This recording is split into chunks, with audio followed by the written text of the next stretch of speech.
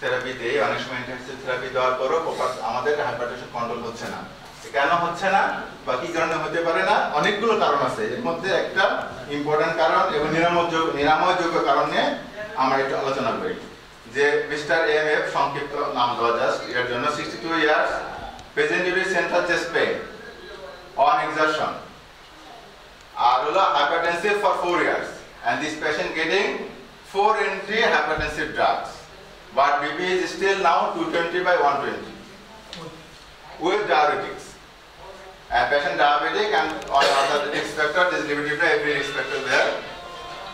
আসার পরে এরপরে যে ইয়েটা আমাদের হলো যে যেহেতু এই রোগের আরেকটা গুরুত্বপূর্ণ হলো এই রোগে গত 5 বছরে কয়েকবার several Times of hospital admission আছে। কি কারণে? হার্ট ফেলিয়ার নেই। হার্ট ফেলিয়ারটা কেন হয়? যেহেতু যে হাইপারটেনশন থাকে এবং হাইপারটেনশন মাঝে মাঝে আরো শুট করে, শুট করলে তার এলভিএফ নিয়ে সে আমাদের হাসপাতালে, এখানে বিভিন্ন হাসপাতালে ভর্তি হয়, তার এলভিএফ কন্ট্রোল করার পর সে চলে যায়। কিন্তু আসার পরে তাকে তখন অফার দেওয়া হলো যে আপনার নিশ্চয়ই এমন কোনো কারণ আছে যে কারণে আপনার হাইপারটেনশন কন্ট্রোল হচ্ছে না এবং আপনি বারবার হাসপাতালে ভর্তি হচ্ছেন। এখন এই হাসপাতালে ভর্তির জন্য যে আপনার খরচ আছে, এই খরচের যে বারবার খরচ হয়, আমরা এমন একটা পরীক্ষা করতে পারি যে পরীক্ষা দ্বারা আপনার রোগটা নির্ণয় করা সম্ভব। আমরা আদার সব পরীক্ষাগুলো করলাম, করার পরে আমরা তখন অফার দিলাম this may B A case of renal artery stenosis. তখন আমরা এনজিওগ্রাম করলাম আর রেনাল আর্টারি এনজিওগ্রাম করলাম, coronary angiogram as well as renal artery angiogram. এখানে আমরা দেখতেছি যে এটা এই যে এখানে দেখা যাচ্ছে প্রায় 99% স্টেনোসিস, এটা হলো এলসিএক্স বলে, left circumflex artery. This is left main artery, LAD, left circumflex. আরেকটা নেক্সট দেখলাম যে এলএডি 100% কেটে গেছে, দিলেজের মতো জাস্ট কাটা, 100% কাটা, এই জন্য তার রিজেকশন কিছু কম। আর হলো তার এই যে চেস্ট পেইন অন এক্সারশন যেটা বলতেছি আমরা, এই this is the cause of the chest pain on exertion, সেটা হলো এলসিএক্স এর তার লেশন অ্যাজ ওয়েল অ্যাজ তার এলএডি লেফট অ্যান্টিডিসেন্ডিং আর্টারিতে লেশন। এখন দেখেন আমরা রেনাল এনজিওগ্রাম করলাম, ডান সাইডে করছি, এখন এটা বাম সাইডে প্রায় হলো মোর দ্যান 85% স্টেনোসিস।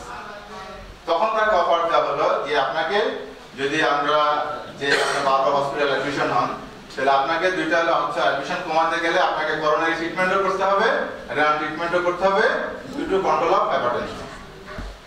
তখন আমরা এই যে দেখা যাচ্ছে লেফট সার্কামফ্লেক্স, তারপরে যে এলইডি রক্তান্তে যে স্ট্রেটিং করতেছে, লেফট সার্কামফ্লেক্স হওয়ার পরে এরপর এলইডি তে করলাম, এলইডি এই যে স্ট্রেটিং হচ্ছে এলইডি যেটা পুরোপুরি বন্ধ। তারপরে যে এই এখন এলইডির অবস্থা final condition, LED LCx totally খুলে দেওয়া। তারপরে আমরা রেনাল আর্টারিতে কি করলাম, রেনাল স্টেনোসিস, এটা গিয়ার হচ্ছে যে বেলুন ফুলতেছে, দেখা যাচ্ছে যে স্টেনটা।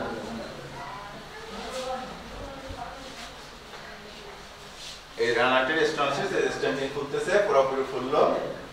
এরপরে দেখি আমরা ফাইনাল কন্ডিশনটা কি হলো, এই যে প্রোডাক্ট।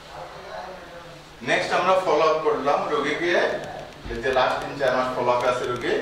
আমরা 3 মাস আগে তাকে এনজিওপ্লাস্টি করছিলাম, coronary as well as renal angioplasty. Now BP is controlled 130/85.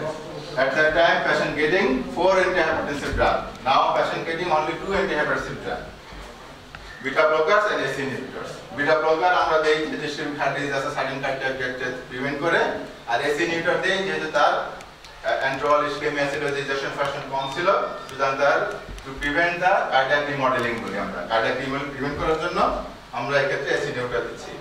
R no hospital admission in between this period, and diabetes and serum lipids তাকে বাধ্য করা হলো কন্ট্রোল করার জন্য।